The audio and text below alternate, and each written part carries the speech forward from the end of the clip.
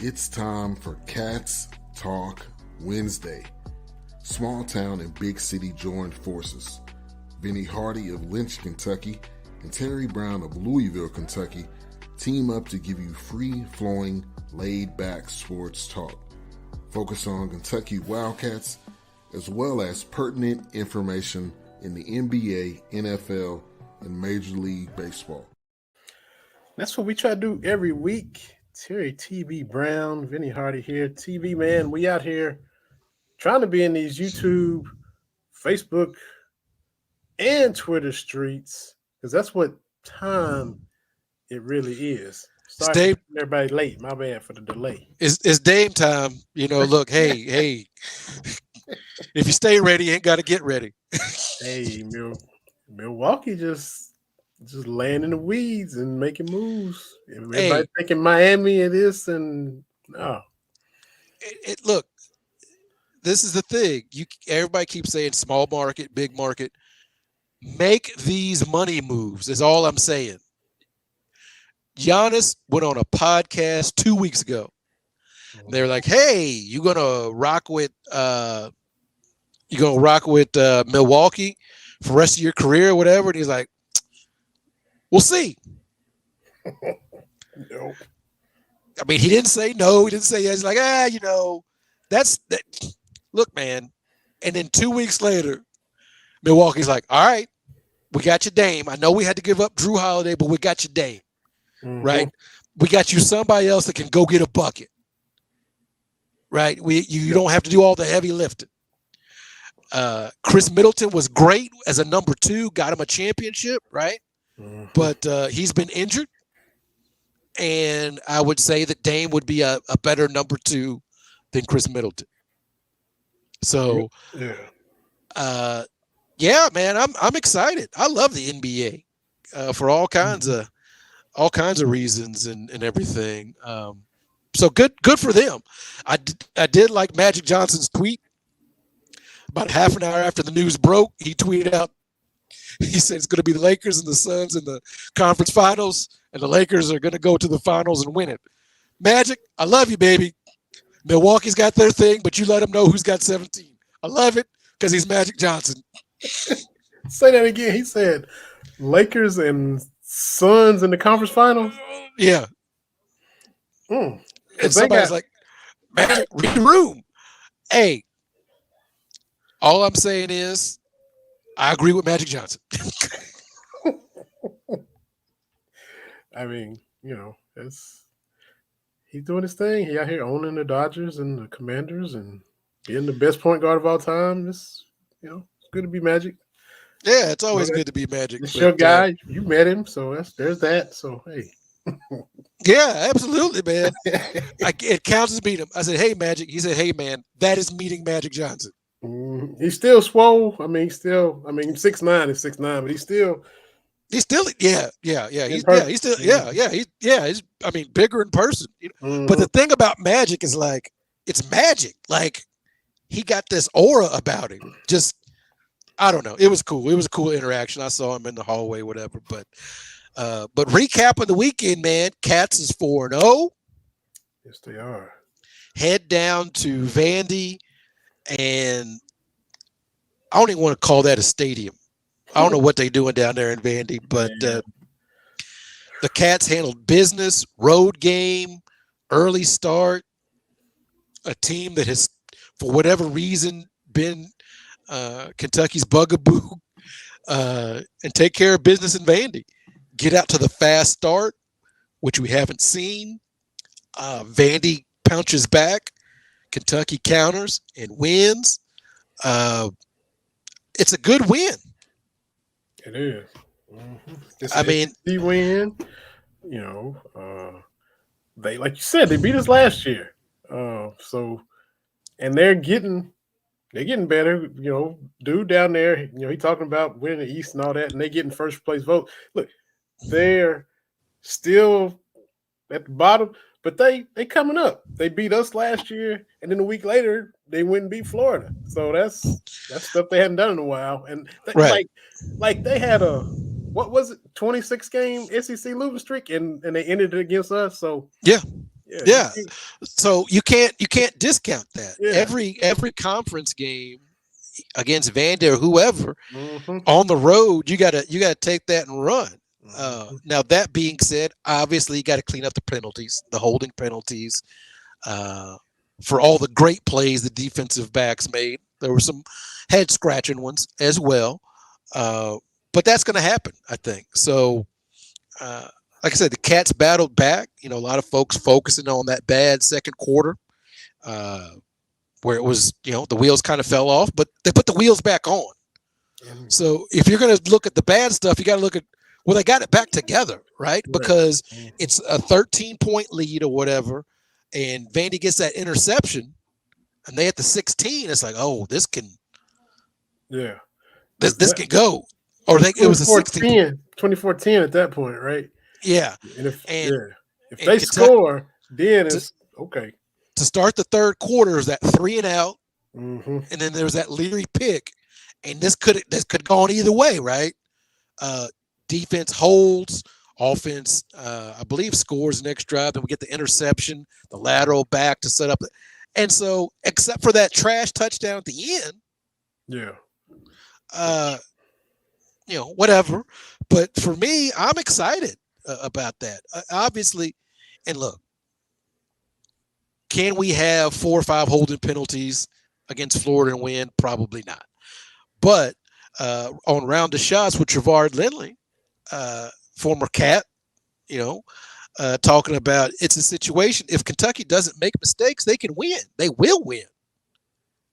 And for Mm-hmm. all the stuff about, uh, look, it's a mindset. You and I have talked about this before when it comes to sports or anything. Like if you've got a job to do or you got a goal, and my dad always said, if you got 2 big ifs, anything more than that, it may not work, right?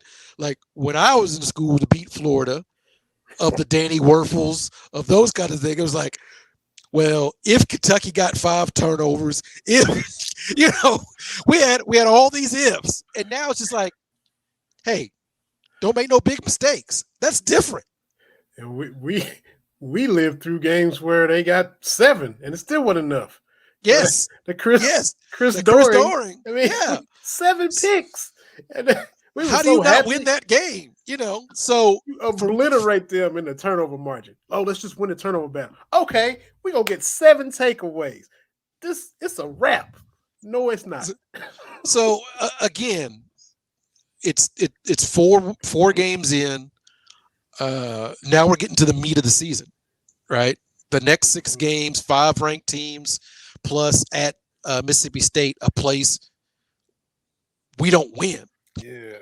And so, Probably Trevard was probably there last time we won. yeah, so you're looking at a situation where I'm like, look, next 6, 4-2, I'll take that because we got some wars coming up, man. Mm-hmm. Florida, Georgia, um, is it Tennessee?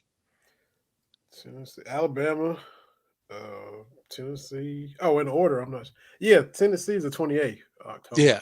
Uh-huh. So the next 6 weeks, Yeah, yeah. you look, if Kentucky in the next 6 weeks, if they are at 8-2, that's a win, man. That is a big time win. Mm-hmm. So I think they're trending in the right direction. But that's just me. Leary, look, we've seen bits and pieces.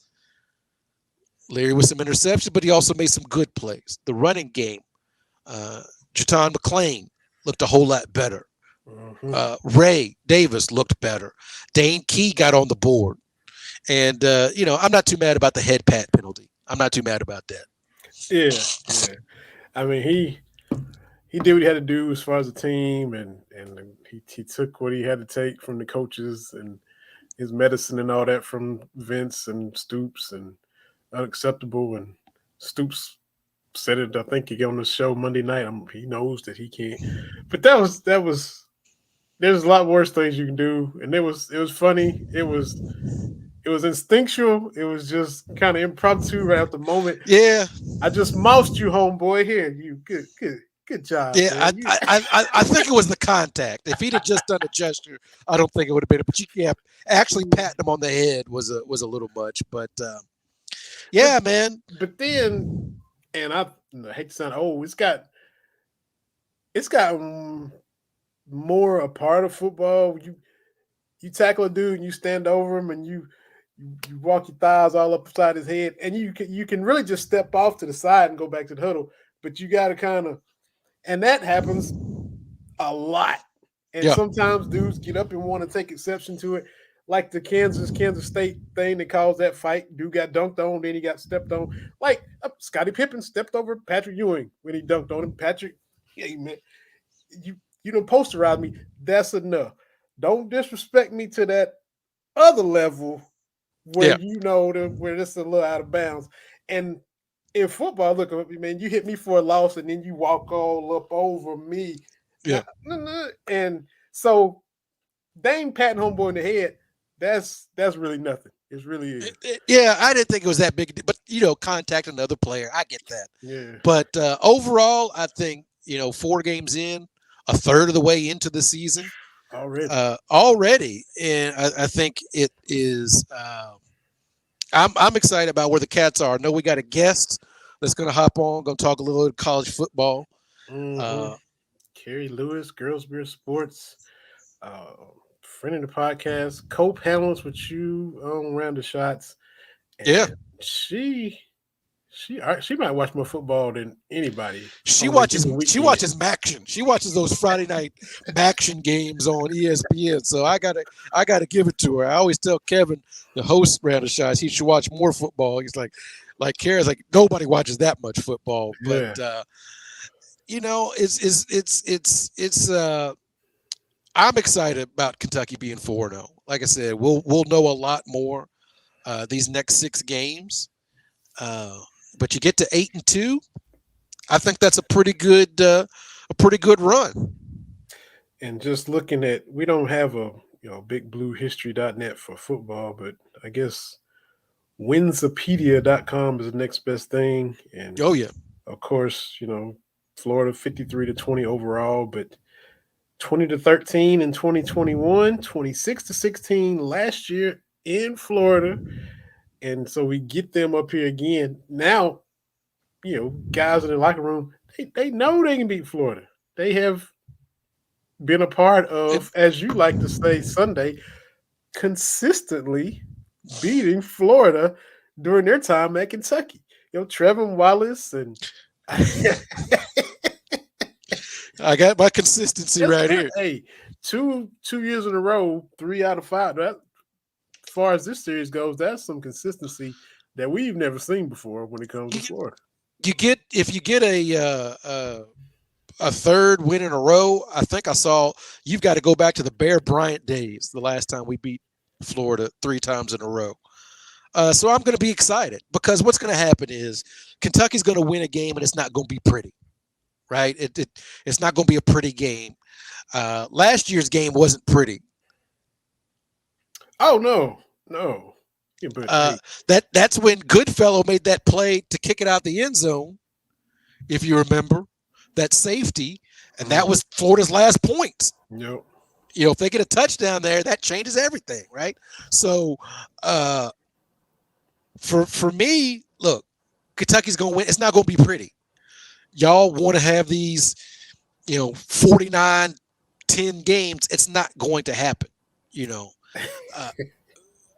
It's to me, it's just not. So it's going to be ugly. They're going to win. The people, this ain't the same Florida. Obviously, it's not the Danny Werfel Florida or the Tim Tebow Florida. But yes, I'm going to be excited to watch Kentucky beat Florida. You remember the Ron Zook and Jim McElwain Florida? Did we get any wins against them? No. I mean, come on. So those dudes got fired. They got shown the door because they weren't good enough for Florida. They were still whooping us. And so, look, I get accused of being a sunshine pumper when it comes to sports. Okay, I wear that. I never thought that being a positive person was a negative thing, but whatever. But when I see other people like Justin Rowland, other people in the UK Twitter sphere, I still say Twitter, like we'll say something about the football team, and the responses are just so negative. And I just have to ask people, and I ask myself this: why is it that you do sports? Why is it that you are a fan of sports, that you watch sports? And if your team winning doesn't bring you a measure of joy, then what are we doing? Mm-hmm. Now, is that to say that, if Kentucky comes out, men's basketball, they only beat, Transy, whoever, by 1 point, I'm going to be concerned. I'm going to be concerned. But at least, but they won. Right? Like the John Wall shot over Miami of Ohio. Not the Wally Zerbiak Miami of Ohio, but Miami of Ohio. Mm-hmm. I'm still excited. Like, oh, okay, but should we have been that close? Mm-hmm. But the fact that my team won still brings me joy. Mm-hmm. Speaking of you doing what you do, man, we got some Twitter interaction because this is our first time. We were live on YouTube last week, live on Twitter right now, live on the Facebook page at Cats Talk Wednesday for all that. Matt Sack, friend of the show, got his own podcast, Rep to No Good, does his thing there. He says, Terry Brown doing what he does best and getting me absolutely pumped for this Catterday. So, see there? And you mentioned Derek Terry. He's followed the show, so appreciate Derek. He was doing this. You have to get him on for some baseball knowledge. And look, so we got people talking, man, checking us out. Scared money don't make money. And when I look at, particularly on the defensive side of the ball for Kentucky, we got dudes. We're on a streak, I think, 9 consecutive games holding people under 30 points. That includes Georgia last year, if you remember. We got dudes. So why not? Why not go out here, beat Florida and Georgia? Might call us Nelly if we go out there and beat the Florida-Georgia line. little country music thing right there. But yeah, I am not going to sit down and be like, I think my team's going to lose. Why do that? I don't understand that mindset.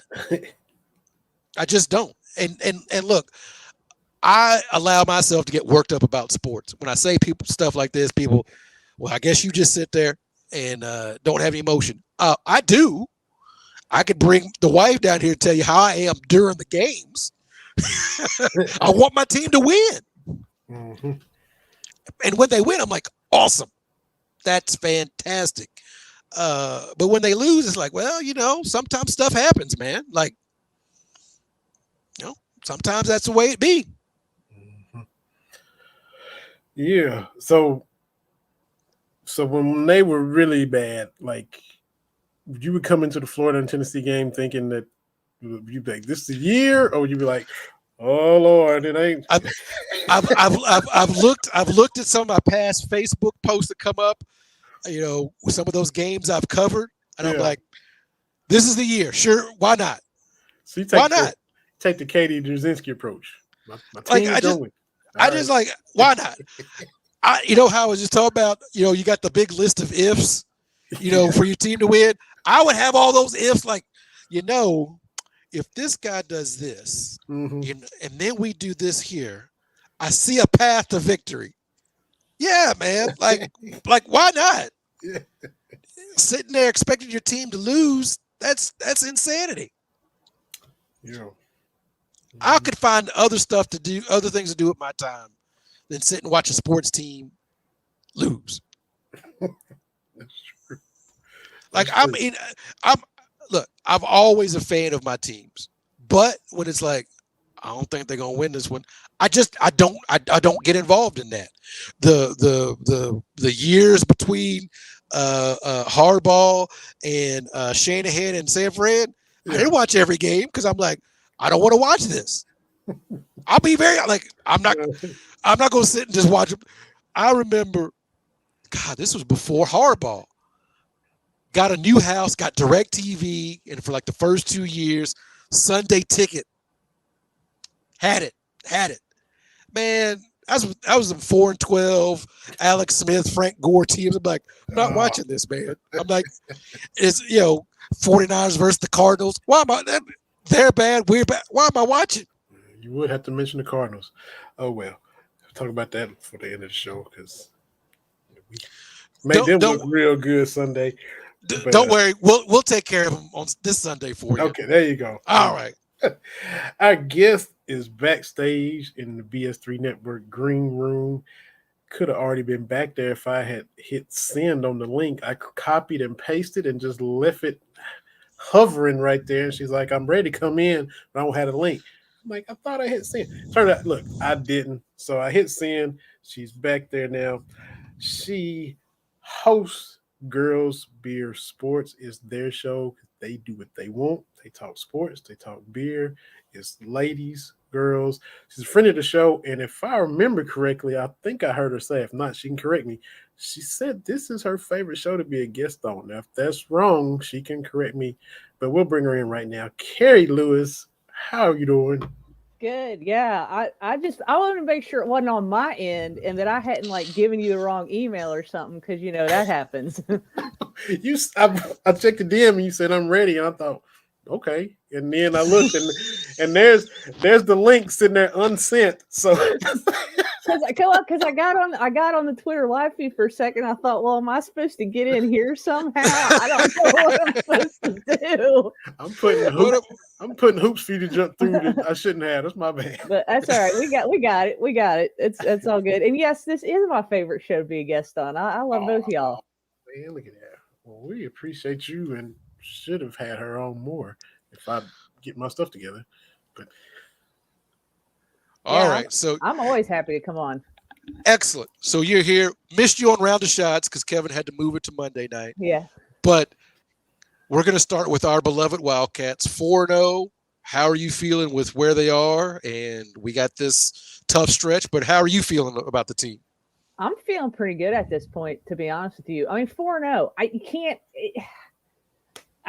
You just can't. It's hard to argue with 4-0. Yes, you can quibble. Yes, are there still issues? But this is like I said on Kevin Hale's show, this is the team we have. This is it. I mean, Devin Leary is the quarterback.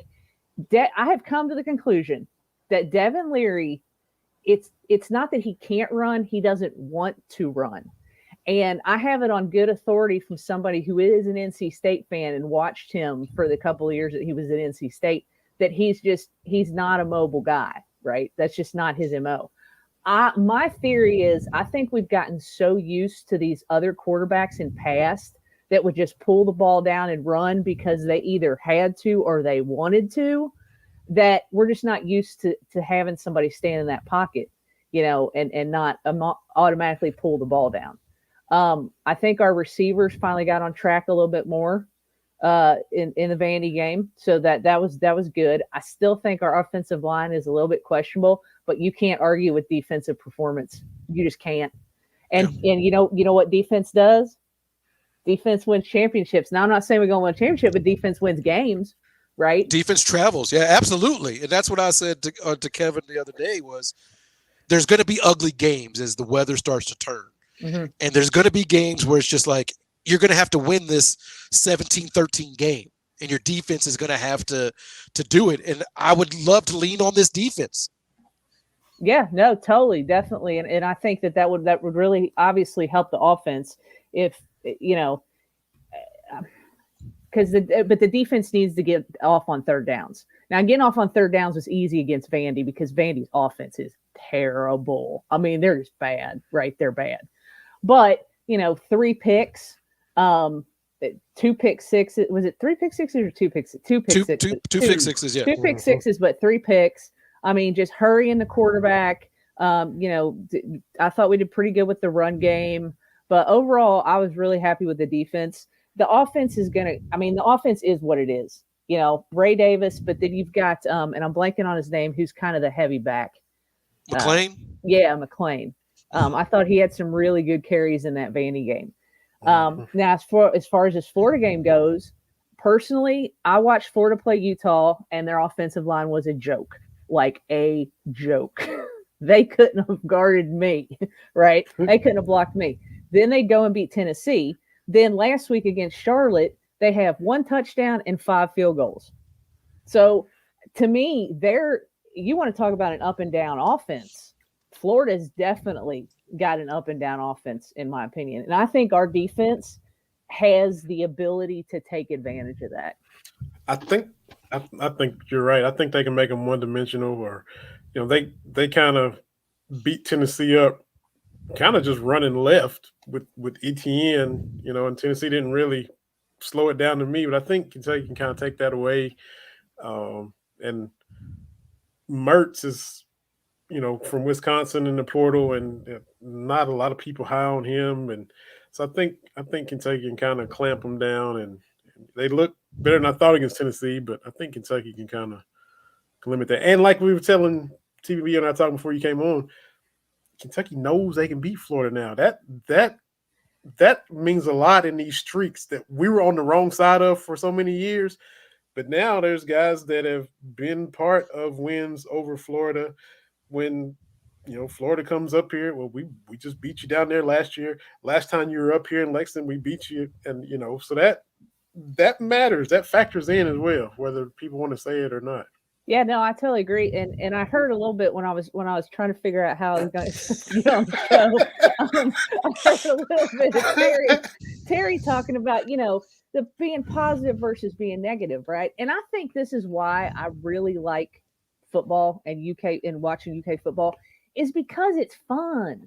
There's no real pressure, I mean, especially in past, you go into games and be like, hey man, if we win this game, this is going to be unbelievable. But if we lose, well, that's the way it goes. But where basketball has all this pressure, and if you win by 1 point, oh my God, the sky is falling. Everybody's running around with their hair on fire. But football, I'm laying back. I'm going to tailgate. I'm having fun. I'm sitting around people that I've sat around for years in the stands. You're tailgating next to people you've become friends with, and it's fun. It's just fun, and I think that's the appeal. And I know people, and I want to win games. I want to beat Florida, right? But for me as a fan, there's no pressure, if that makes sense. It does. I talk about it all the time. It's I say, why are you a fan? What are you trying to get out of this? And you said a couple of weeks ago on Round of Shots, like, was it the Akron game? And Kevin's trying to stir up stuff, but you were like, look, I got to tailgate. My team won going away. You saw the turnover tire. Right. Like, what else am I looking to do on a fall afternoon, right? Like, that to me is a pretty good deal. And I think what happens is, with all the moving for college football, you're still only going to have that select few teams in the championship race. And so you have to look at, okay, yes, I'd love to win a championship, but if not that, what's going to be a successful season? Mm-hmm. And I've tried to explain to people about like where Iowa fits in that, with Kirk Ferentz, and we're going to bring up the numbers, right? But boy.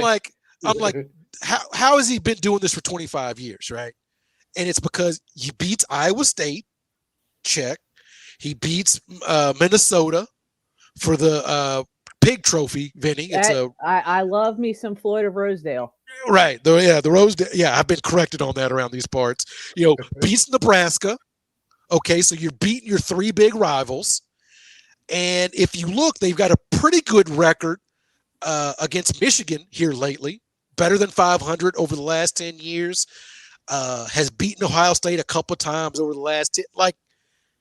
And that's pretty good. Like, I understand everybody wants to get to 10 wins, but if you can't beat your rivals, have fun, that's to me what college football should be about. No, I totally agree. And now I've completely forgotten what I was going to say, to tell you the truth. It's just because I'm rambling. Well, okay. So no, what I was going to say. So this may be a controversial opinion or whatever, but to be honest with you, I feel like that UK football, we're behind.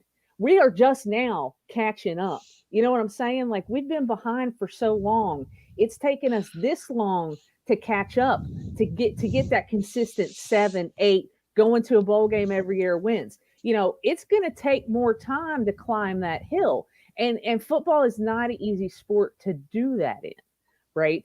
It's just not. But I think basketball tends to be a little bit easier. And now, with this portal and this NIL stuff, you don't have to wait for a freshman to get good in 2 years. You got a guy that's good now, but so does everybody else. So now the playing field, we're climbing a little bit different mountain here.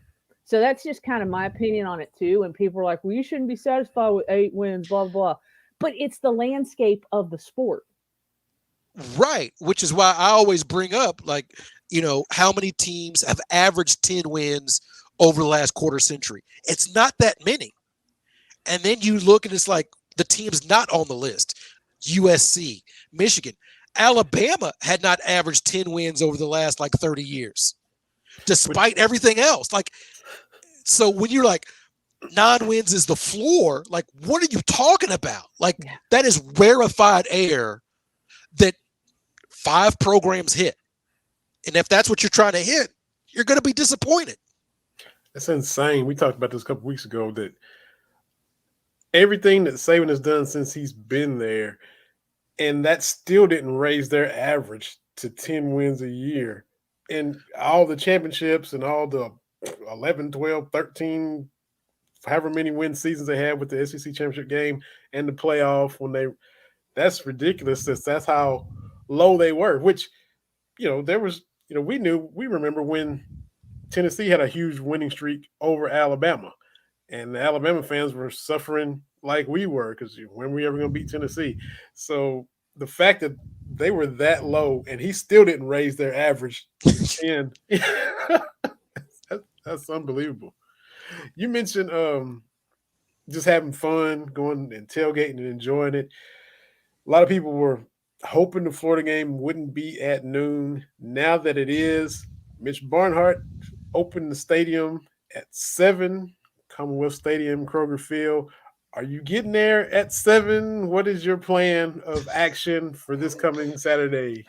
So our plan was actually to get there at 8 anyway. So we may end up splitting the difference and getting there at 7:30. But one of the people that we tailgate next to, Bob, we call him the mayor of the Purple Lot, because he shows up he's the first one there and make sure everybody's spots are good, make sure everything's good. Because we had students that did not move their cars out of the parking lot in the last game. So Bob, we've already informed Bob that rule that has been changed, and he said he'll be there at 7. So I think we'll probably be there somewhere between 7:30 and 8ish. Now you host Girls Beer Sports, so obviously you talk beer, you talk sports, sampling different, types of brews and breweries and all that.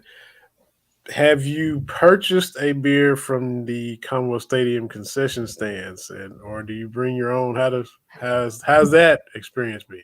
So to be honest with you, of course I purchased 1, 2. I think I purchased 2 that very first game, right? Because you have to say, oh, I purchased a beer in Commonwealth Stadium, # not my Kroger Field. So actually it was a lot easier than I thought. I was happy with the products that they had. They have Yingling, and they're the tall cans, and they're $10 a piece, which I don't think is completely unreasonable for stadium prices. Because my plan was I was going to purchase first game and then just forget it. I'm just going to bring it in like I always did. But no, I've actually purchased, and I've limited myself to 2 in the game. So I actually probably drink less in the game than I did before, because they're lower percentage beers. I was bringing in these 7-8 percenters, right? There you go. Lower percentage on I think Yingling's 4.3 or something like that, 4.5. Yeah. So, but it's actually been, I've had a good experience with it. There's people on the concourses. They're not allowed to go into the stands and sell. That's a rule. So you've got, I call them tub people, and they just stand down there on the concourses with their tubs full of ice and beer, and you just go down there and make your purchase and go back up to your seat. It's pretty easy. Look at them pleasantly surprising you. How about that? Yeah, and to be honest with you, they were highlighted. People highlighted that fight that happened right in the stands of that Akron game a couple of weeks ago. I've seen worse. I've seen worse when they didn't have alcohol, sales in the stadium. Yeah. So I don't think the people who are saying that I don't think that has anything to do with it. Plenty of times I have seen the police start climbing the stairs up above me and bringing somebody down. And that was before alcohol sales. That's par for the course. Right. So before you came on, we were talking about you probably watch more college football than anybody that I personally know. So looking at the college football season about a third of the way in, what's got you excited? Are you still Team Deion? Where are you with college football as a whole? So it's been an interesting season, right? I mean, Bama's what everybody's like, Bama's done. Bama's not done. I'm going to, in the immortal words of the late, great Phyllis, who used to call into Paul Feinbaum, she passed away in May. The dynasty is not dead, Paul, right? They woke up in the middle of the third quarter of that Ole Miss game and actually didn't look bad. I was halfway on the bus of we could beat them in November and kind of got off, and I'm waiting at the bus stop to see if it comes back around because they actually look pretty decent. Now, the Texas A&M Bobby Petrino Jimbo Fisher experiment, that's not going so great. I don't think their quarterback is out. Wegman's out. I saw that for the year. Yeah, so that's going to hurt them. Yeah, as far as like the SEC goes, people are like, the SEC's down this year. I just think it's taken them a little bit of time to kind of figure out where they are. I really like the Pac-2 thing that Oregon State and Washington State has going on. That was absolutely brilliant, that Pac-2 championship. And so what it took, and I'm not a West Coast football fan. I've never liked the Pac-12, but what it took for them to actually start playing was to dissolve their conference. Right? Unbelievable with that. Yeah, I guess Notre Dame, you don't have to know how to count to go there. That seems like the case, right? I actually saw a highlight where they played. I can't remember. It was somebody week 2 or 3 or something. They had 10 men on the field. And here's the thing. This thing about that, Freeman. Sorry. His first head coaching job, you're on the big stage. It's the pressure cooker. Notre Dame basketball probably goes and has fun and watches without the pressure. Opposite of what we do, going to watch the football games. And the last play of the game against Ohio State, the world was watching, and for that to happen, I heard somebody saying if he was cutting his coaching teeth at Western Michigan and that happened, and where you could learn from it, he would learn from it and nobody would know, but it happened at Notre Dame against Ohio State. And we saw it against these Gators twice a few years ago, earlier in Mark Stoops' tenure, where he left some dudes uncovered, and we'd already have broken the streak against Florida. We lost that game 28-27, and they got 14 points just because we ain't gonna cover this wide receiver twice. So we felt that pain before, our own self.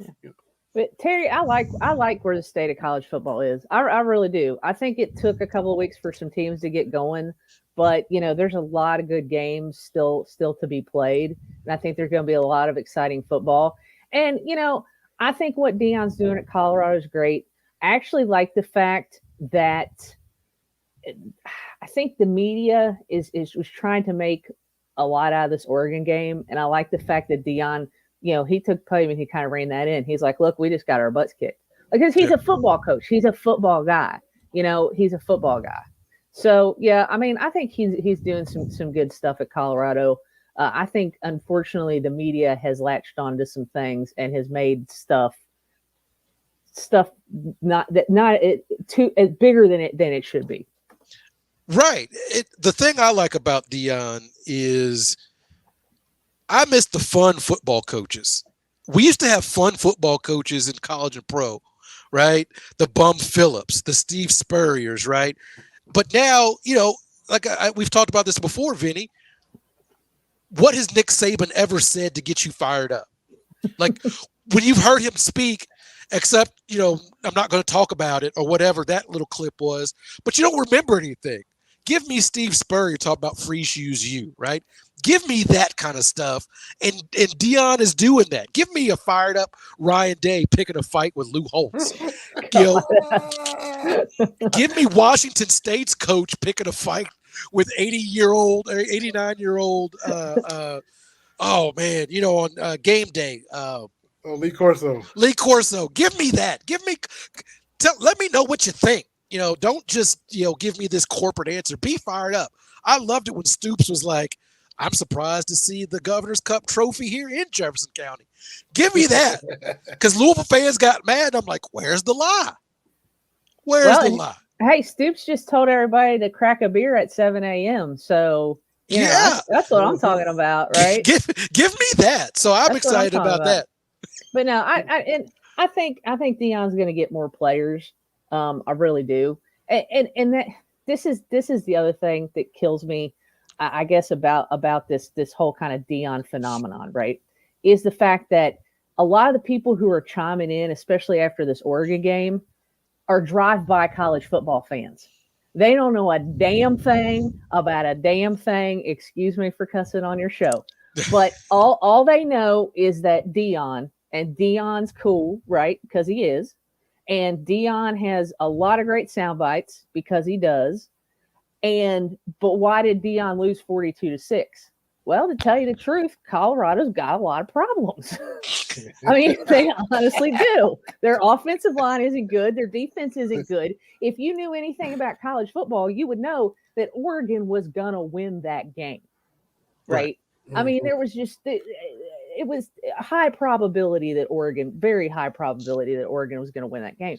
But all these people that are out there talking and trying to stir up stuff, they're the ones who are just passively, like we were at a bar on Saturday. This is a good example. We're sitting at the bar, we're watching the TVs, we're watching the college football, right? And somebody behind us looks over and goes, it wasn't talking to us, but just talking to their table and goes, well, Deion's losing. What? And John and I just looked at each other and we're like, see, this is drive-by college football fans.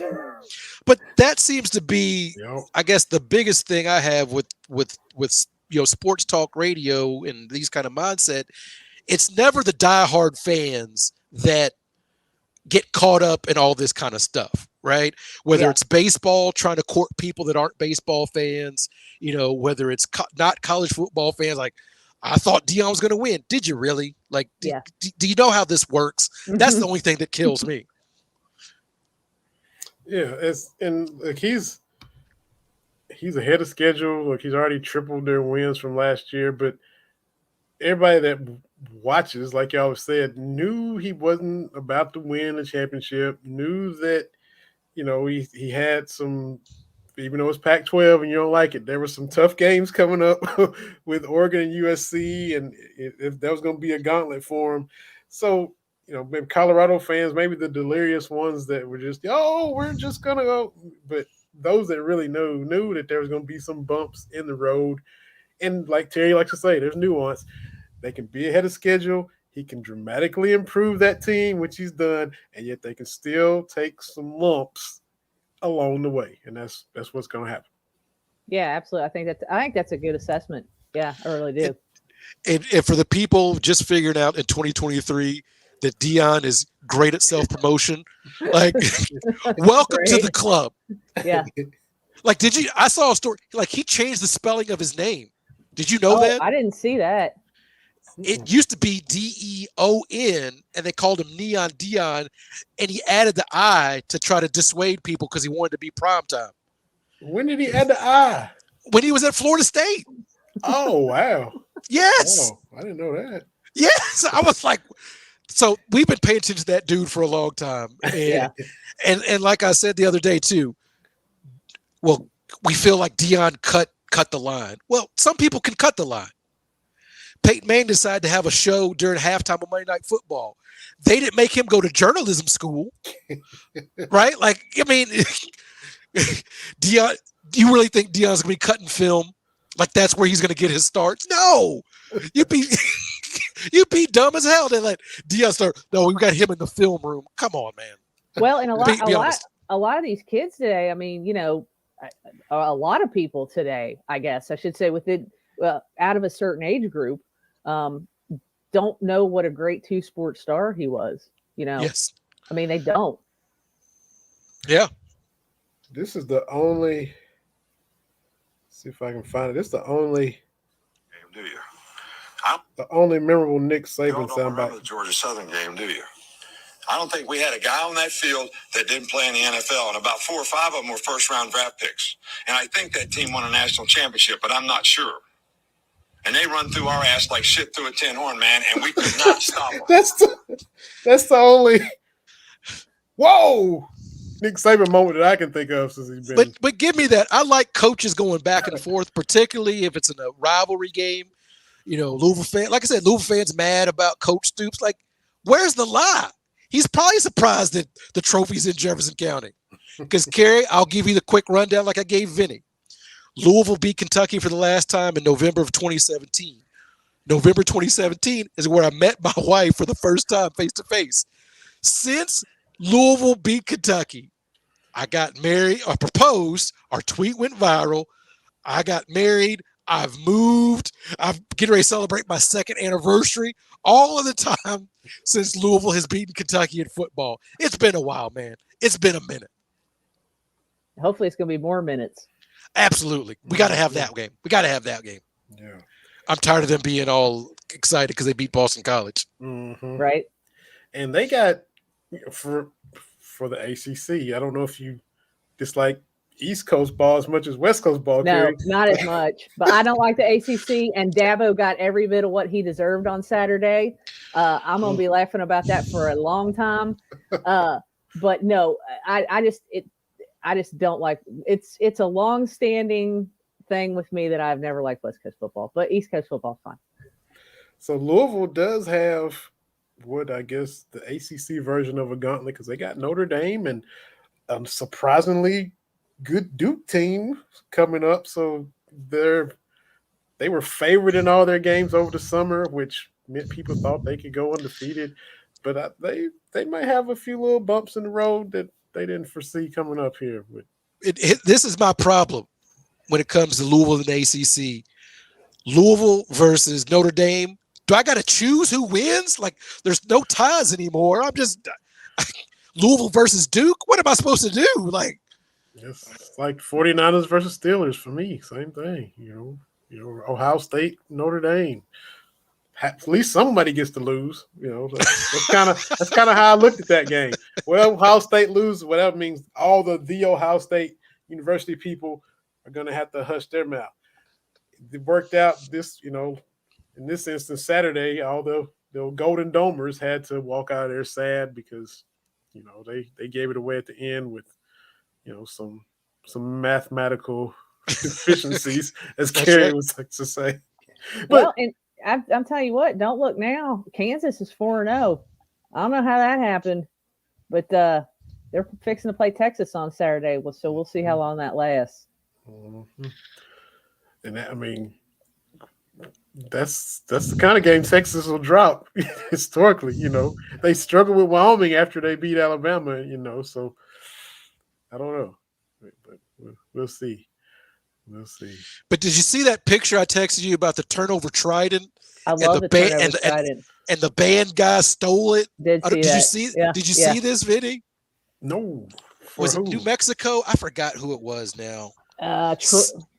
Somebody has a turnover trident, and then the opposing person in the band stole it. It's Texas State.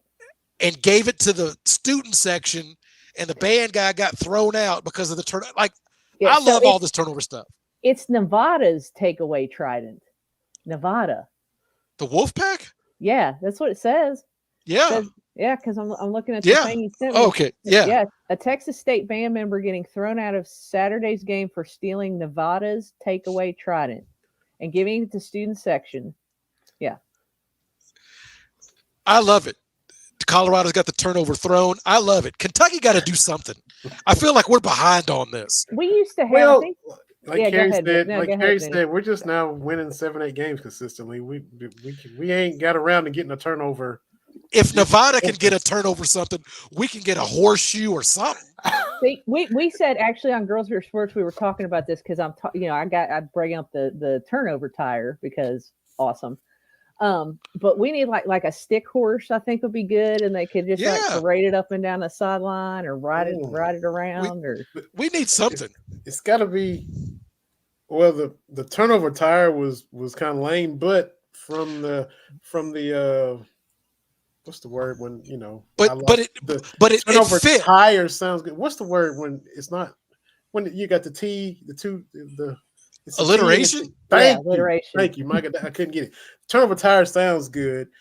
Turnover chain, turnover stick horse, that won't work. We got to get. Well, you got to give it something. The turnover thoroughbred, something like that. There you go.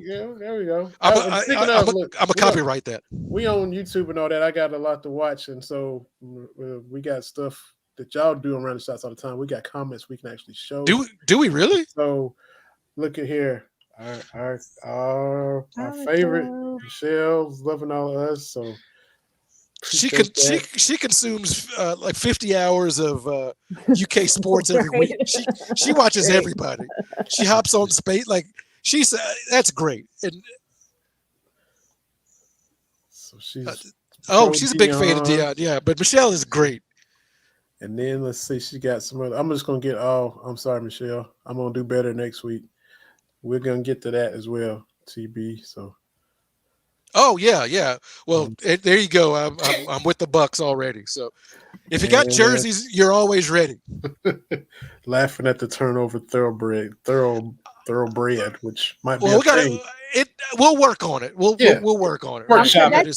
I feel like that has to be the thing because obviously we can't use bourbon. They can't because we did have the bourbon barrel, but unfortunately that had to be retired. Because of stuff that happened. We were trying to think of other stuff that goes along with Kentucky, and the horse thing was the best thing we could come up with.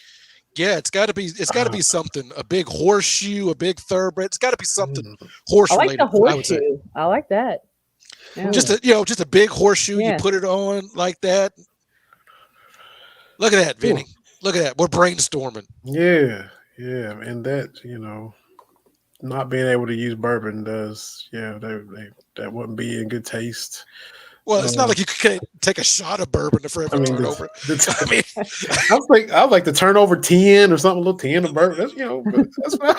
Turnover flask. I like the turnover flask. You go.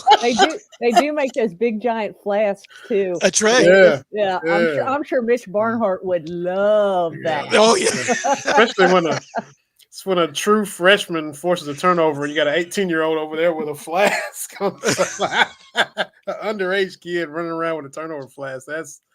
He ain't gonna let that fly. So look at us brainstorming and getting the movement started. Yeah. So winning games consistently. Now we got to get some turnover memorabilia on the side. I call them a turnover trinket. That's what we like to call them, a turnover trinket. Yeah. Got to have something. It's fun when you see to get the turnover. And I like the tire because Akron's history, the Carrie you were talking about around, like, to me, it works. The Trident for Nevada, I'm going to have to get some research on that.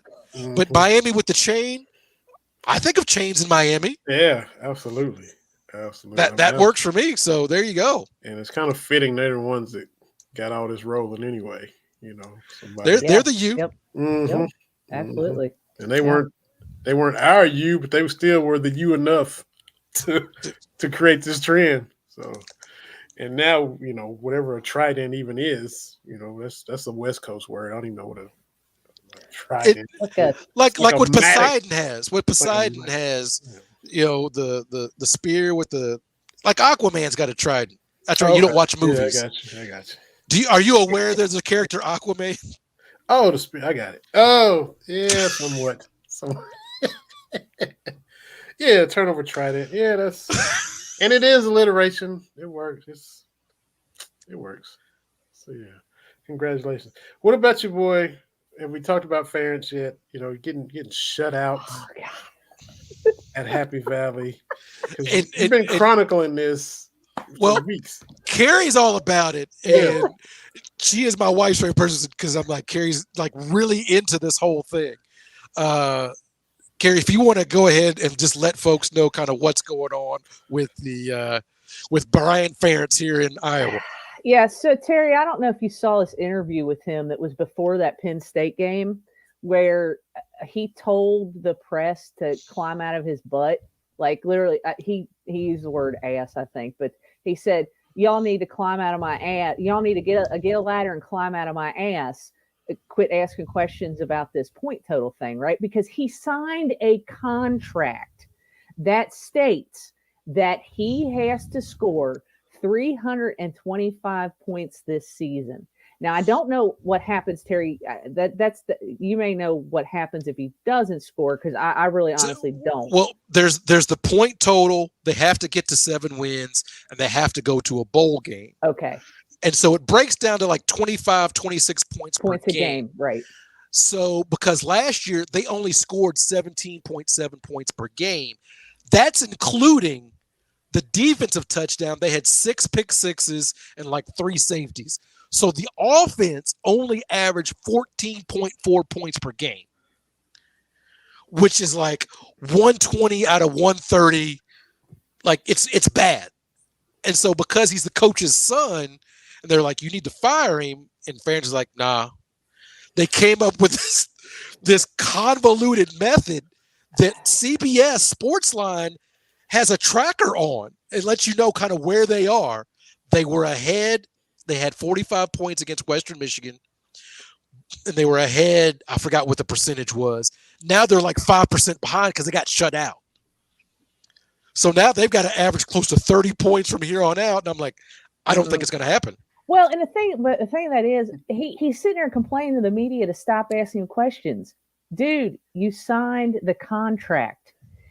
If it was something that had like just been like bandied about between him and his dad or something, okay, I get it. That's the media. Shut up, dude. You signed a contract at a public university that the media has access to, and frankly, they can ask you all the questions that they want. So. He also took a pay cut, $50,000. He did, yeah. And now he's only making $150,000. Like, only, yeah. Or not $150,000, $850,000. Right, yeah. Yeah. He was making $900,000. Mm-hmm. I don't say this often when it comes to sports. I pretty much think I could design an offense to score 14 points a game for half that. Half that. Yeah. And that's just me copying down Madden plays. But I'm pretty convinced I could do that. So CBS has their tracker, but the better tracker is actually the Sickos Committee on Twix, because it's like a little, the mountain guy from The Price is Right. Yes. That little mountain climber dude. That's what they have an animation of that. And he tumbled down the mountain on Sunday. So the contract, they asked him to go from 14 points a game for his offense to 25 points a game, offense, defense, and special teams. Everything counts. Right. And that's bull crap. It shouldn't count. I hate that. That kicking out of the back of the end zone that they had 2 weeks ago, those 2 points shouldn't have counted. Defensive points shouldn't count. It should solely be based on you having to score 24 points offensively. Because he's the OC. He's not the special teams guy. He's not the defensive guy. But if him being that sensitive about getting shut out with the media, I can see him going into the locker room and being like, defense, what was that? Special teams, what was that? No scooping scores, no kick returns for touchdowns, no punt returns for touchdowns, no pick sixes. What is wrong with you guys? I got my donut. I earned my 0, but y'all supposed to pick me up and put points on the board like y'all been doing the whole time since I've been there. What is wrong with y'all? I can see him. This is the talk of the state too. Like this is, I try to tell people. Imagine, if Coach Cal was like, you got to have 5 3-pointers a game. Like, it's a weird thing to keep track of, and it becomes this big elephant in the room that it's just, you have to talk about it. Consumes everything. It's that Steve Young monkey on the back in reverse. and the problem is, Kirk Ferentz has never, 25 years, he's never fired anybody for on the field performance. Guys have left. The strength coach left because he liked to yell the N-word at players, and he had to go. But you not doing your job, he doesn't fire anybody. And now that it's his son, it's even worse. So it's like, he's got to go, man. Because they've had great defenses. Think about the bowl game. Mm-hmm. They got 2 pick sixes against Kentucky in the bowl game. That's 21-7. And that's with a quarterback. I forgot the young man. I don't want to slander him. I didn't know who it was until Levis said he wasn't going to play. And it took all that just to beat that Kentucky team. Oh, the Wade kid. Yeah. That's the Wade. Yeah. But, yeah, they love it here in Iowa. It's great. I love it. I love it. I think it's hilarious. It's unique. It is, you don't see this every day. I don't think we've seen this ever. Well, think about the kids that got busted for gambling on Iowa. Like half of them bet the under on Iowa football games. I wish that was a joke. That's the truth. Pete Rose is like, I'm proud of you boys. That's what do you got? How bad do you have to be at your job for your players to be like, yeah, we're not hitting that. What's the over under? Yeah, we're not. Yeah, no, we're not hitting that. Unbelievable. It is. It really is. And it's really a unique situation because I mean, think about this. I'm well versed in Iowa, but think about it. In our lifetime, Iowa's had 2 coaches. Mm-hmm. You've had Ferentz since '99, and in '79, Hayden Fry took over. I was not about changing all this kind of stuff, and so I don't know what's going to happen. Because if his son has to leave, what happens with Ferentz? I got into this with Justin Rowland. I'm like, when Ferentz leaves, whenever that is, I was going to call Stoops. Somebody going to call Stoops. Whether he answers, whether he entertains it, I don't know, but they're going to make a move. So, but anyway, that's neither here nor there. But the point tracker is hilarious, Vinny. It's great. Yeah, it really is. Every local newscast leads off with it, Carrie. Like, I'm going to have to. He can't go to the grocery store. He can't go wash his car. He can't go town anywhere. I'm going to have to record it because they got the big touch screen board. And like, this is what he needs to average. This is where he is, So I can understand him being upset, but it didn't have to be this way. Mm-mm. No. I mean, get a little creative on offense, Yeah. But they've had good offensive players. Mm-hmm. Yes, yeah. Jake Laporta, their tight end, because Iowa breeds tight ends like corn out here. He's doing well for the Lions with TJ Hawkinsmith, the other All-American tight end that they had here recently. They've had talent, offensive linemen, All-Americans. That center, what was his name? He went to the Ravens. Linderbaum, Lauerbaum, yeah, something like that. Linderbaum. Yeah, like they've had good offensive talent, but it's like, what are you doing? Yeah. So, yeah, it's hilarious. I wanted Linderbaum at the Steelers bad, really bad. Yeah. Steelers fan, Carrie. Yes, unfortunately, I guess at this point. They won a couple of games. They bounced back from the 49ers game, and that offensive line needs some help. Snagged a couple wins, so man. So yeah, 49ers and Steelers, boy. Still love y'all though. Still love y'all. So we got Ferentz. We got you mentioned. I heard you talking about it on y'all's episode yesterday. You were on the Bama, gonna beat Bama bus. You said that. I heard you talking about that. What else did y'all get into on episode 390? Y'all been around a while too. On 390. Yeah. So we're into our. I don't even remember how many years we've been doing this pick'em ever since the show's been on. So we did the week 5 pick'em, which I always get confused because I have to stay a week ahead with the pick'em so that I can get the sheets for Sunday. So then about middle of the season, I'm like, what week are we on? so we did those picks. Yeah, and wow, man, I'm trying to think of what else. Oh, we talked about Oregon's color changing cleats, the hypercolor cleats that they had on in that Colorado game. That was my only gripe with what the Oregon coach was saying, trying to say that Dion and Colorado are all about hype. I'm like, you're wearing shoes that change color when they get hot. Like, you're Oregon, right? Like, you're not some plucky underdog in this scenario. Like, they just want to get clicks. But like, but you know, that led us down the road of what other things on a uniform could you hypercolor that would be cool. Like, we decided you probably could do the numbers. You couldn't do the full jersey. You could probably do the numbers. You could do some hypercolored gloves. Those would probably be cool. But beyond that, maybe socks. Yeah, pants. I think would be a non-starter. Yeah. Mm-hmm. Yeah, and the jersey has to, I guess, they all have to be one color or at least match. So you couldn't do a hypercolored jersey. Oh yeah. I think there's that uniform. Yeah. Are you with me on this? When Kentucky Louisville play, they should be in red. We should be in blue. UCLA does it for, I think, all of their sports. I think it looks great when both teams are wearing their dominant color. Yeah, I like it. That's why LSU. I mean, they always wear. They always wear white. Yeah, that's right. Yeah, that's right. Mm-hmm. Yeah, Even doesn't matter. That's kind of like their thing. Home or away, I think. Is it? Yeah. Yeah. Yeah, it's like the Cowboys in that blue jersey. They just never wear it. Ooh, love it. Oh.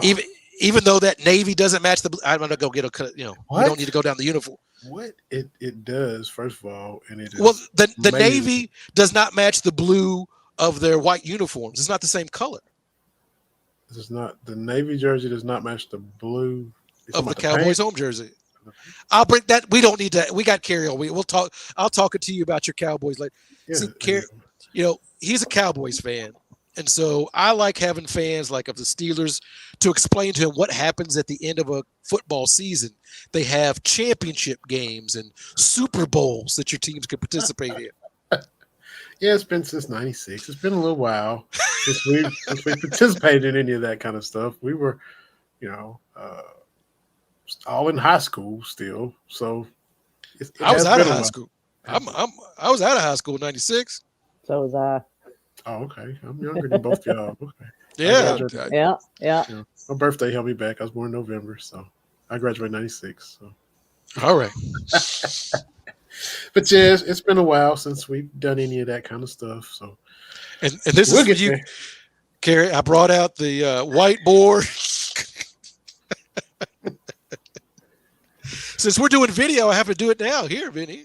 That's the right. Whiteboard. Yeah. This is our first episode live on Twitter and Facebook. We did YouTube last week, so we, like Kentucky, trying to catch up. We're trying to catch up, and y'all been doing this kind of stuff on Round the Shots for years, and here we are trying to do it now.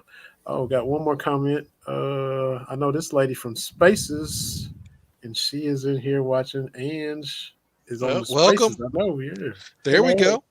Hello. Oh, 97. So she's even younger than me. So class of 97. Okay, Ange. Yeah, it's just because Terry and Carrie are old. We all righty. Whoa, hey. I'm still hip with it.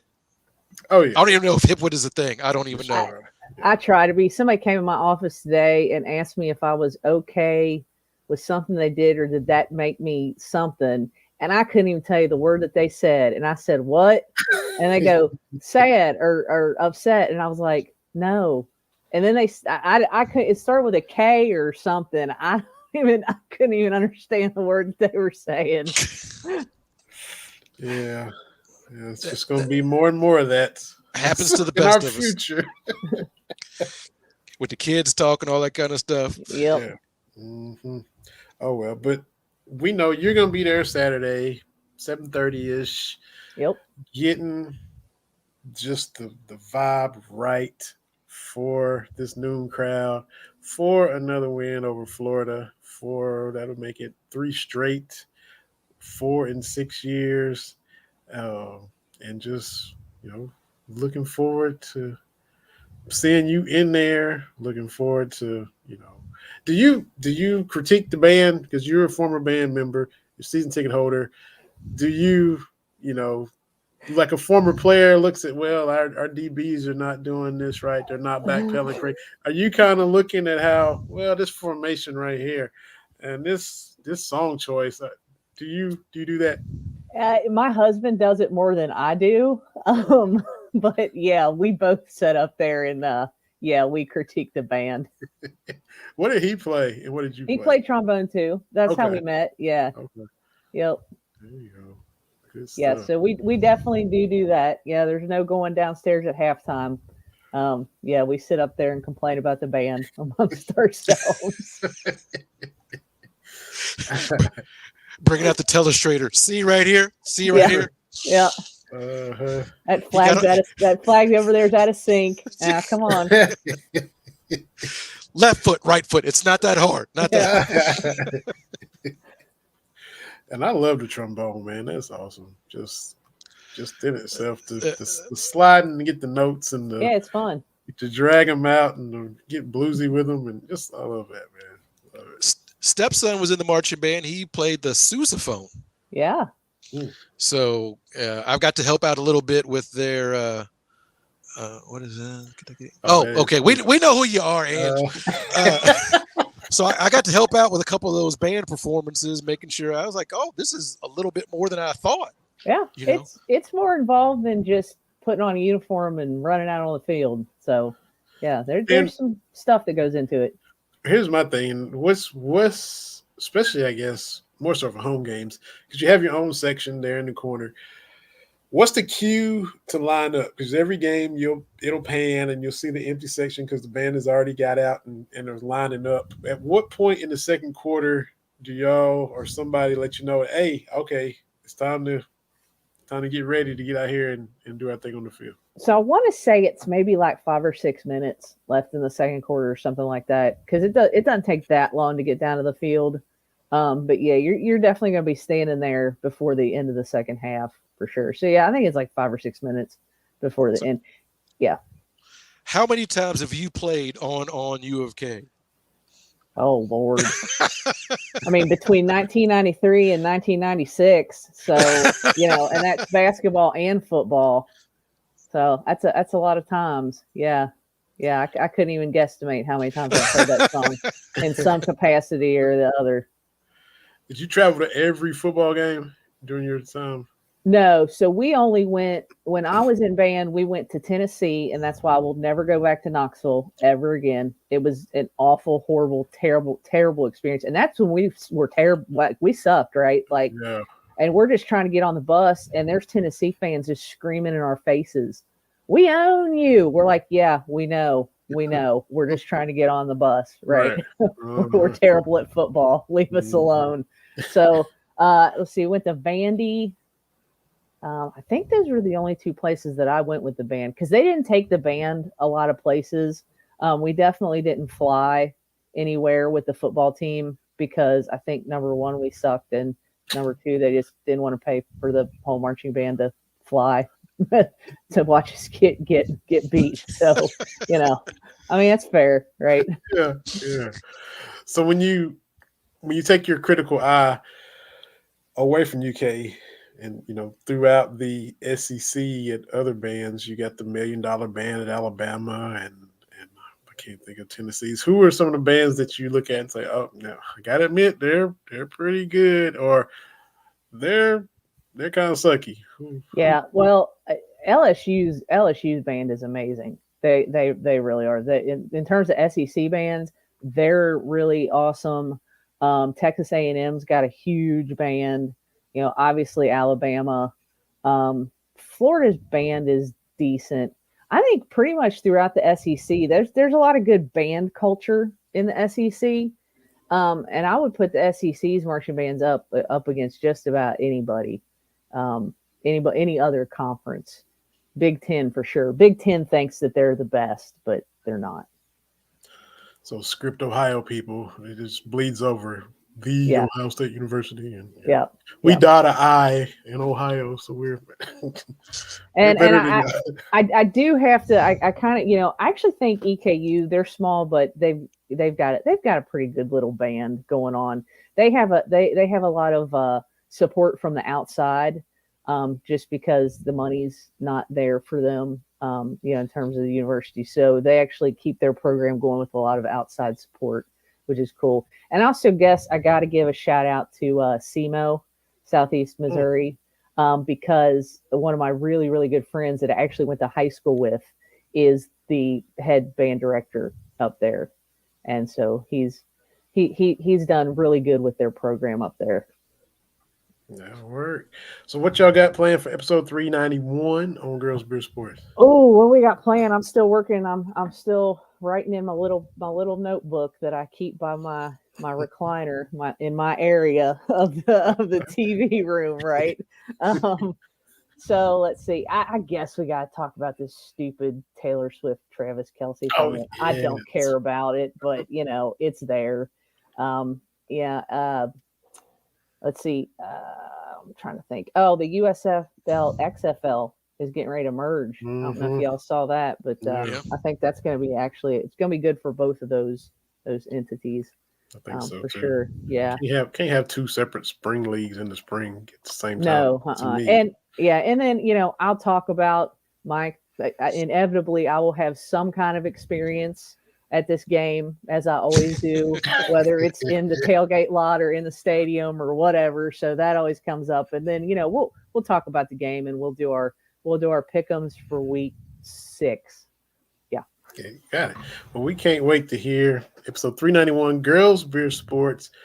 Y'all on Spreaker and all kind of other platforms.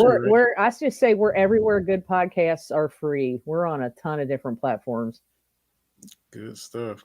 Looking forward to it. And thank you so much for taking time out of your evening to hop on here with us. And got to have you back again for sure. We always appreciate it, Carrie Lewis and her news. I had to do that for Kevin. Mm-hmm. Well, I appreciate y'all having me on. It's always a really, really good time to talk to y'all. And thanks again. And I'm glad I was able to figure out how to get on. Thank you. Yeah, I'm going to do better at sending the link next time. I promise you. All right. Y'all have a good evening. Y'all take care. Thanks. All right. Thank you, Carrie. Go Cats. Go Cats. Carrie Lewis, Girls Beer Sports. First episode live on the Twitter streets. Yeah, man. Facebook and YouTube, and people commenting, and Michelle telling people about us, and people following and saying they're going to listen, and all kinds of stuff popping, man.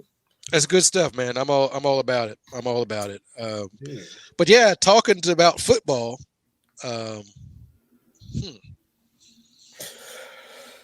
thought we were supposed to be undefeated when we played the 49ers, and like that meme say, y'all still them boys?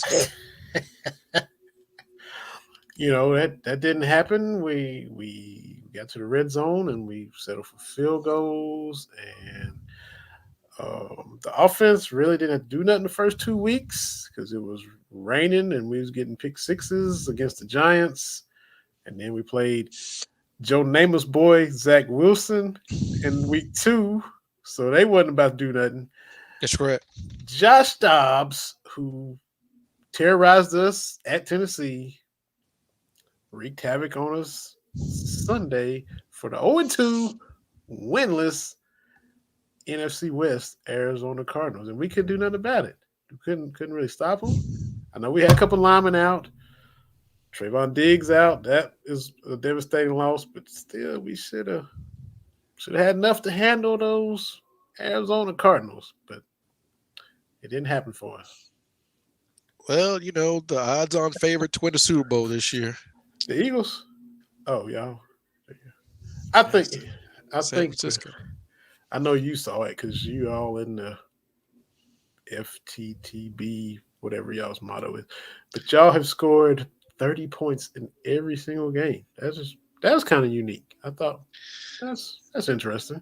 And Purdy, man, look, the Giants blitzed the heck out of him on Thursday night, and hey, he just putting the ball in the right spots, man. I mean, it's I don't think we'll go undefeated, but I like this team a lot. I really do.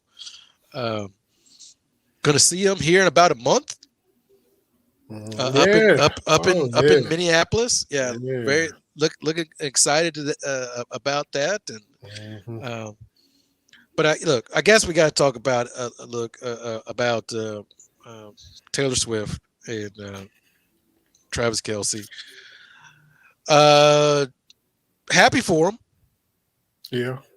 but I don't need ESPN alerts that Taylor Swift is at a football game. That's right. That I don't need. Right, I don't need Taylor Swift's in the box. Okay, cool. Yeah. I understand she's a big star. I'm not trying to be oblivious, like, who's a Taylor Swift? I'm not trying to be like that. Right. Not my cup of tea. I'm happy for people that have gotten to go. The girls saw her in concert 3 or 4 years ago when she came through Louisville before. Great. Happy for them. Happy for her, whatever. Their fans. Ain't my cup of tea. The people I like, they traveling the old people circuit now. Like, man, did you see some of the stuff coming out about Boys to Men? No. Hit social media. I can't think of the producer. He produced Cooley High, and he was the producer on. Was going to be the producer on 2. Apparently, Boys to Men got too big for their britches. I need to find the video and send this to you. So he's like, we're working on 2, working on the follow-up album. So Babyface shows up, plays them, the demo version of I'll Make Love to You. And those guys said, yeah, that's not good. We're not going to do that. They told Babyface, mid-90s Babyface, no, we good. Well, long story short, they became difficult to work with and blah, blah, blah. But, you always wonder how, somebody kind of fell off like, man. And then turned around, I'll Make Love to You was the best song ever. Was the number 1 song ever. Like, come on now, y'all.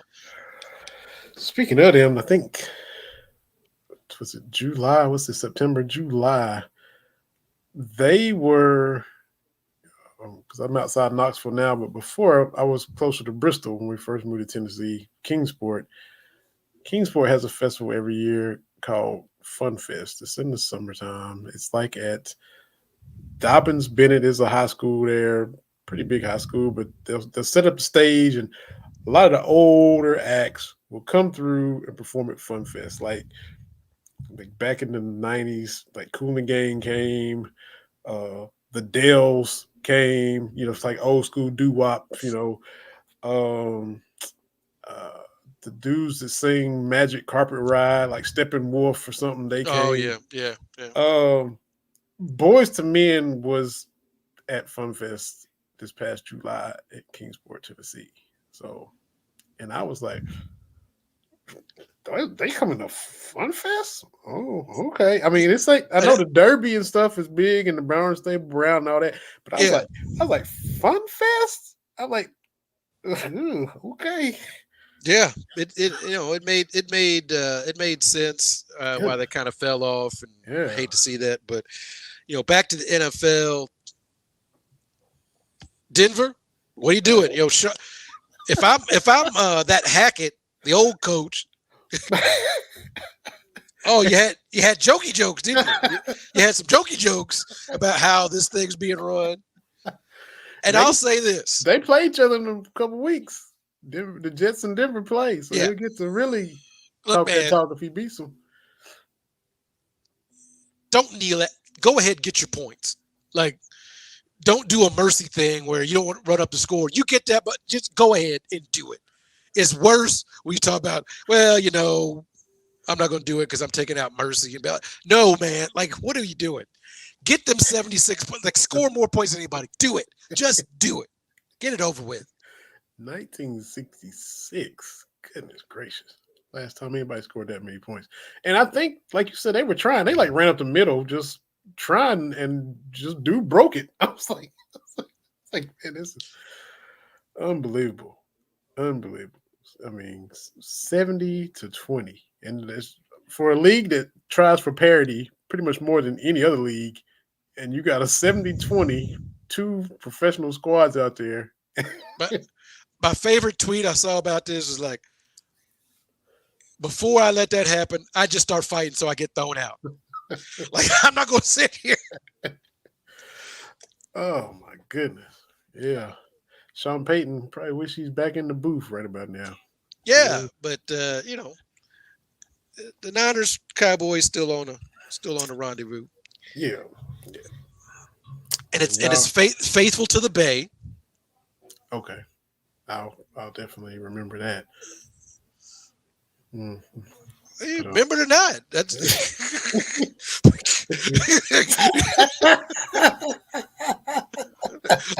you was just reiterating, and I'm like, yeah, okay, all right then. But that's you and Mike, not a Mike, and all y'all. That's good for y'all, man. Nice little 4-letter thing y'all got. My highlight of the year is when I was in the Charlotte airport when the Niners and Cowboys played that playoff game and y'all scored a touchdown. I'm like, man. And that guy looked me in my face. He said, "This is Cowboys, man. They'll do something dumb." And he went on his flight, and I went on my flight. And yay, verily, it came to pass. Look at you getting worked up, and he positively calmed you down. Right. He was Terry in that situation. Yeah, he's like, hey, man, it's the Cowboys. And he went on. Yeah, that's and so when I talk about sports, I get into it. My Apple Watch during that game, because the second half I'm on the plane, right? I told you I'm on the plane. I can get some Wi-Fi, but it's not great. Kate's texting me what's going on. I'm trying to watch the game. I'm on the ESPN app, but it's delayed, whatever. And my watch is like, "Are you having a cardiac event? Are you okay?"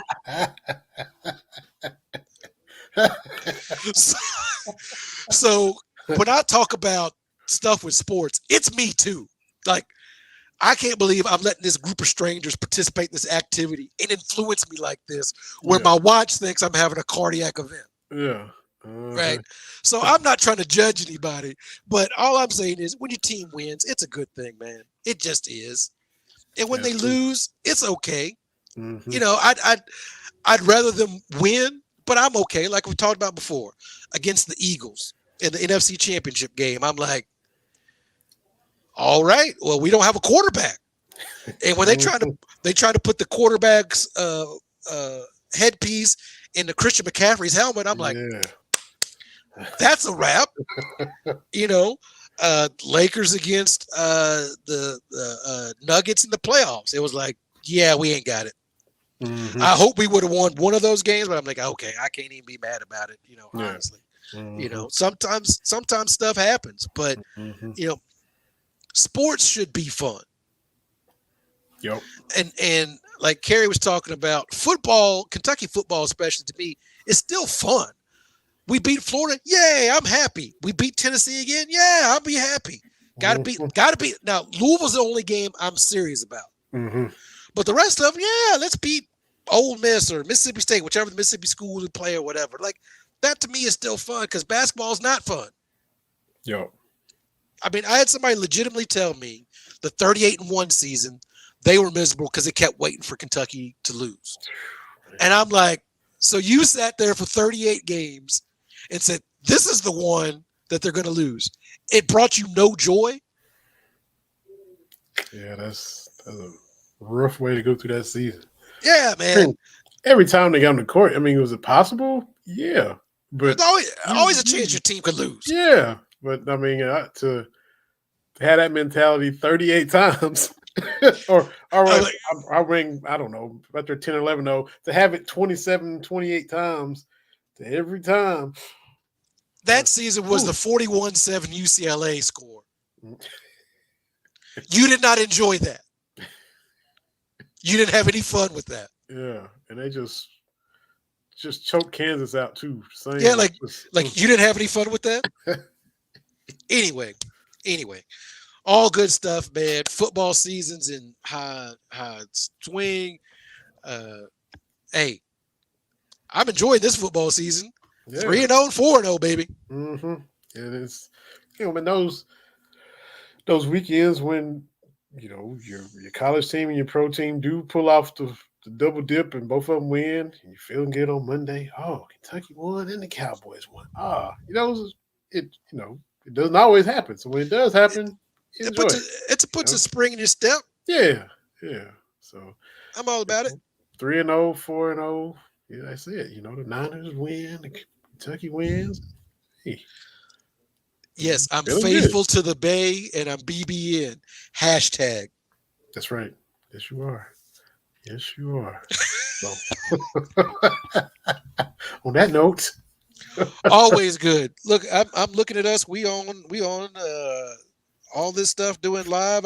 I like it, man. I'm a fan. yeah, man, going forward, man. We'll be live and streaming on all the stuff. People getting at us in comments and following the show and all that stuff, man. So, And Michelle, I'm happy. I'm happy with Dame being in Milwaukee. They did hey, Giannis was like, I don't know if I'm gonna do this. And they were like, hey, how about a Dame Lillard? How about a top 75 player? Okay, cool. mm-hmm. So small market teams, scared money don't make money. Make these moves. Do this. Mm-hmm. You can do it. That's right. And she's up there with Michelle now. So she's in Milwaukee. So Yeah. Mm-hmm. I might see Michelle courtside or something at a Bucks game. Who knows? Yeah. Well, man, this was fun. Yeah. Appreciate Carrie Lewis. Appreciate UTV. Appreciate Michelle and Ange commenting. And we appreciate all of it. Yeah. I like it. We're going to keep doing it. Mm-hmm. So we'll be back next Wednesday talking about Kentucky, Florida, looking ahead to Kentucky, Georgia, and whatever the Niners do, whatever the Cowboys do, and all kind of other stuff, man. It'll be fun. Hopefully, let's see, next week, hope to have our guy, man, Memphis Spence, another college football big time heavy hitter. Hope to have him on here with us as well. So another fun episode coming up, y'all. Appreciate BS3 Network being set up, letting us be a part of the network. We enjoy bringing these episodes to you, and we'll do it all again next week, everybody. I'm going to find a little outro button. It says thanks for watching, because we appreciate y'all watching. And TV, man, you and Sammy be safe. And yeah, he run around here somewhere. Send Brian Farron some plays if you see him at the barbershop. Man, it's a whole big thing. It's hilarious. I'll send you that. I'm gonna have to send you that link real quick though, so you can see for yourself. That works. Appreciate y'all, man. Appreciate our guests. Appreciate our comments. And we'll see everybody next week on Cats Talk Wednesday.